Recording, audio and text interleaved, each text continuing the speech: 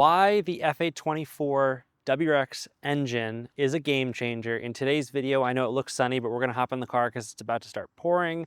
And we're gonna talk about why the FA24 that's in the 2022 Plus WRX is an absolute game changer, and what we know kind of coming out of the flex fuel release, what the last 3+ years of tuning evidence have given us, and basically just a full comprehensive dive on why the FA24 is like completely different than any other engine that we've ever seen from Subaru, and why it's just absolutely changing kind of the name of the game when it comes to modifying relatively inexpensive sports cars like my 2022 WRX.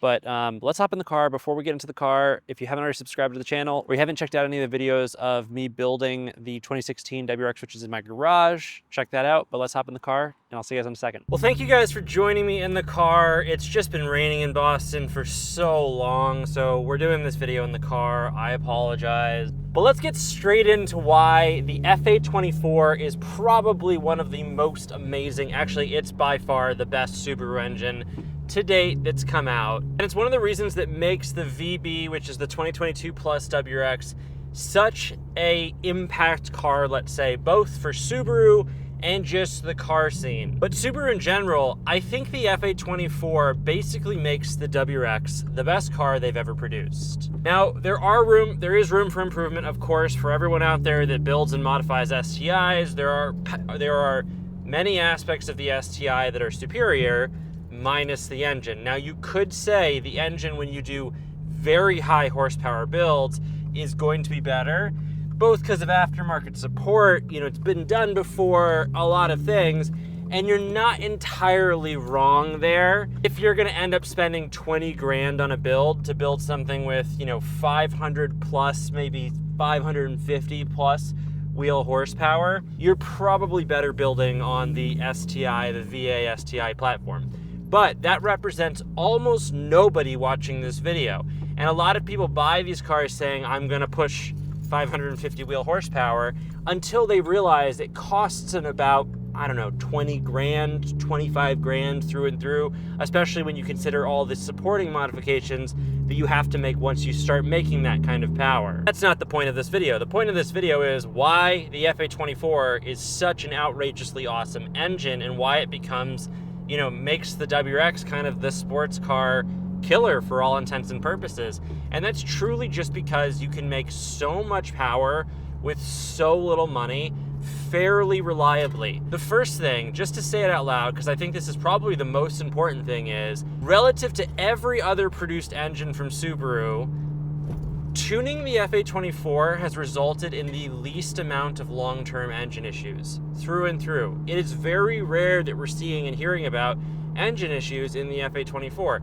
Certainly they are happening, but especially with the big tuners that are tuning many WRXs, we're really not seeing engine failures like we've seen in any other platform. Subaru has this long history of engine failures being this like flagship part of their car, but I would go as far as saying the FA24 is one of the most bulletproof tunable engines on the market right now for like what the average person or above average person can do in terms of tuning and getting stuff out of their vehicle. Now, to go one step further, let's talk about the actual power, because that's what makes it remarkable. This car comes with something like 271 crank horsepower, theoretically, from Subaru. It's been measured to be about 230, 235 to the wheels in your kind of average altitude across the US, which is pretty good. That would already tell you that it's making more than 271 to the crank, so they're being very conservative.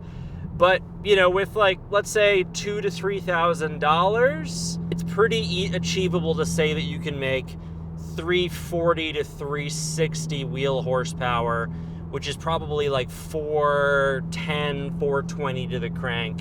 And maybe, you know, let's say $4,000, you can probably cross the 400 wheel horsepower mark, which with ballpark math is gonna get you almost to that 500 crank horsepower mark, which means that with $4,000, you can get very close to doubling the advertised crank horsepower of the 2022 Plus WRX.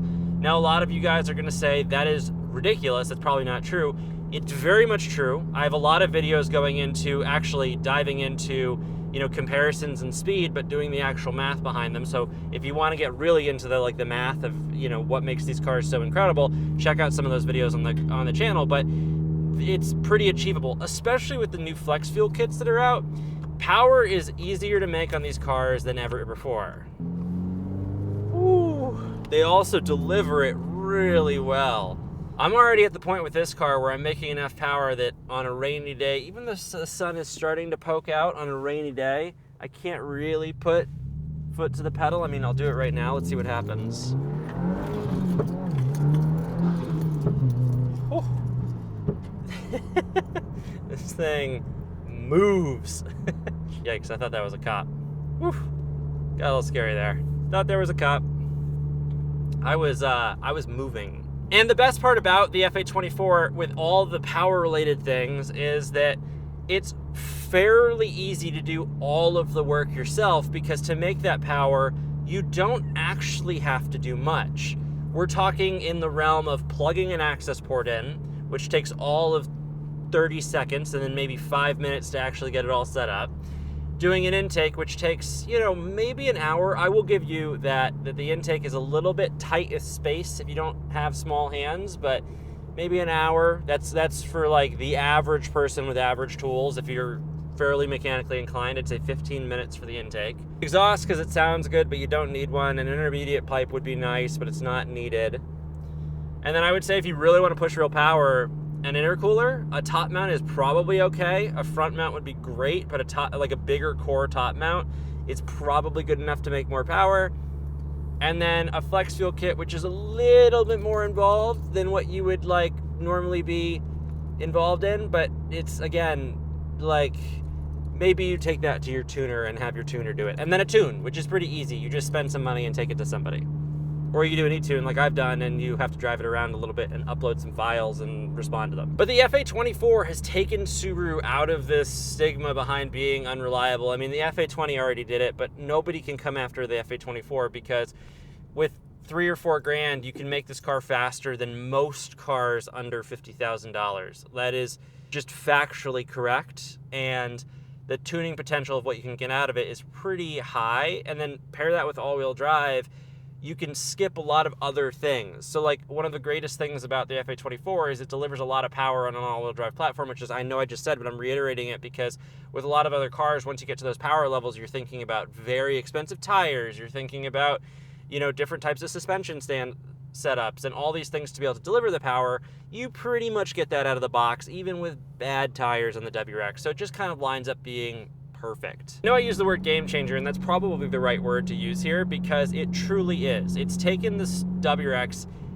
outside of the bounds of what Subaru is used to. It is not perfect. It needs a better transmission. It needs a few things before I tell everyone this is the sports car of the ages to come. But we're 3-4 years into this now, 3 years into it, let's say. This is a good car. It is by far clearly ahead of any car that I've ever owned. And I've owned a lot of cars, including a lot of WRXs. I've had 3 now VA generation WRXs, and this clears the competition. I will go one step further. I've driven a lot of cars, and under the $60,000 mark new, this beats everything across the board. There are a few cars now that you can buy used with 50 to 100,000 miles that are under 60 grand that are objectively better. But those are expensive cars, and they're expensive to maintain. The FA24 is a game changer. It's reliable. And hear me out, if you blow this motor because you're doing tons of stuff, it's $5,800 delivered for a used motor, which might sound expensive, but having just pulled an FA20 motor and put it back in, or putting it back in, but having pulled it, you can totally do a motor yourself. I don't care how non-mechanically inclined you are, you could watch my build series and pull a motor. I guarantee it. You might have to buy a few tools. You might have to buy jack stands and a jack and an engine lift and an engine stand, but I just named $400, $450 of tools. You could do it yourself. So if you even had a problem, it's not the end of the world either, which is actually pretty cool. Now, Most of you are going to say, if you know cars, $5,800 is a lot for an engine. Don't get me wrong, it is, but you know, gone are the days that you have to expect $10,000. Well, you can expect $10,000, $12,000 if you're paying someone else to do it, but just do it yourself.